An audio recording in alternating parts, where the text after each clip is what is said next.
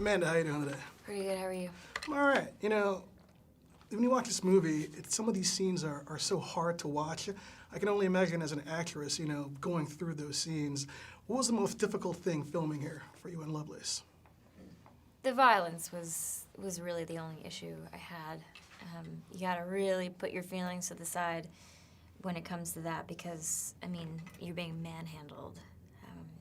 It's no good. It's not a good feeling. But it is a movie, and there are no consequences. You know, you cut, you're safe, everything's great. But the fact that it really happened to her, it's hard to imagine when you think about it. How many people are being physically abused by their spouses or their other halves, or even just anybody. It's tough, but you know, got to tell her story somehow.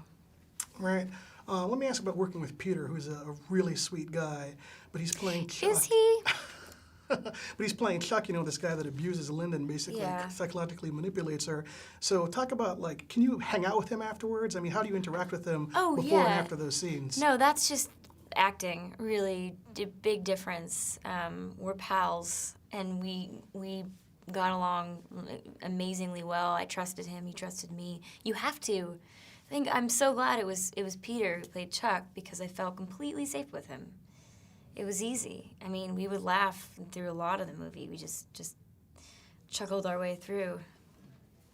You talk about working with your directors, Rob Epstein and Jeff Friedman. I love their documentaries, but what it's like to work with two directors at the same time. You know, I thought it would suck, but it was great because I mean, they both were coming from exactly the same place, but they would articulate differently.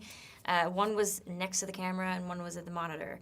And they'd switch, and they're not interchangeable, but if Rob isn't there, Jeffrey is just as valuable and vice versa. It's amazing. And I'm gonna work with him again because of it. Good stuff. All right, my serious question. I mean, this film really talks about pornography. What's your view on pornography? Is it a good thing? Is it a bad thing? Yeah, it's not a bad thing. I think it's changed a little bit. It's less, they don't objectify women quite in the same way, at least not to my knowledge.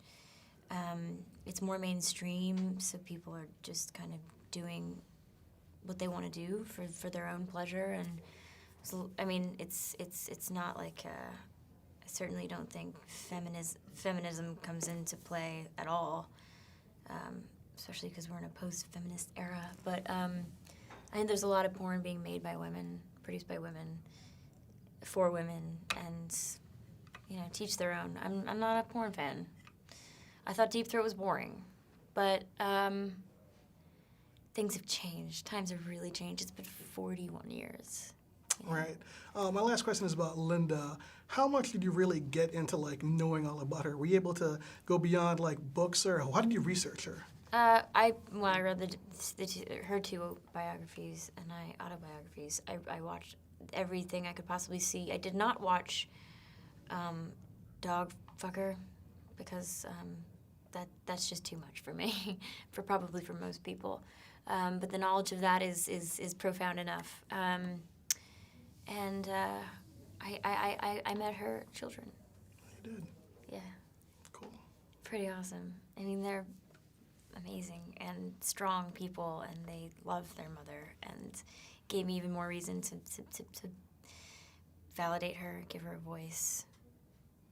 She tried so hard, so, you know, here we are, keeping it going.